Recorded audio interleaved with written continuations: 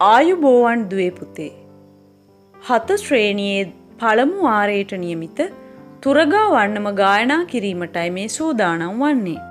සිදුහත් අභිනිෂ්ක්‍රමණය පිළිබඳව වචනාර්ථයෙන් කියවෙන තුරගා වන්නම අශ්වයෙකුගේ ගමන් විලාසය පෙන්눔 කරන තාල රූපයක් සහිතය. තාල රූපය සුළු මැදුම් දෙතිත. බෙර පදය දොන් චින්ත ගත දොන්ත. දැන් අපි වන්නම ගායනා කරමු. වන්නම ගායනා කිරීමේදී තාලය හඳුන්වා දීම සහ නාදමාලාව හඳුන්වා දීම සඳහා තානමද එයින් අනතුරුව කවිද ගායනා කරනු ලබයි. කවියකින් පසුව තානමද නැවත කවියද ආදී වශයෙන් ගායනා කිරීමෙන් අනතුරුව කස්තිරම සීරුමාරුව සහ අඩව්ව නර්තනයේදී යොදාගනු ලබයි. Thank you.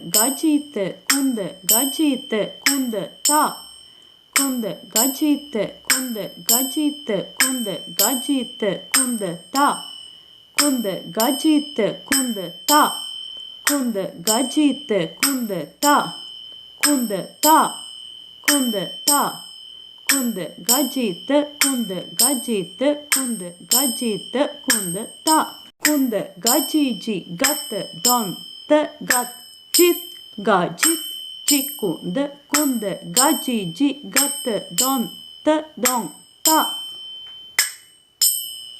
තත් තක්කට තක්ක රොන් තක්කඩ ජික්කඩ කුන්ද තක්ක රොන් තක්ක රොන් ගජින් ජික්කුන්ද කිටි තක්කට කුන්දත් චික්ක රොන්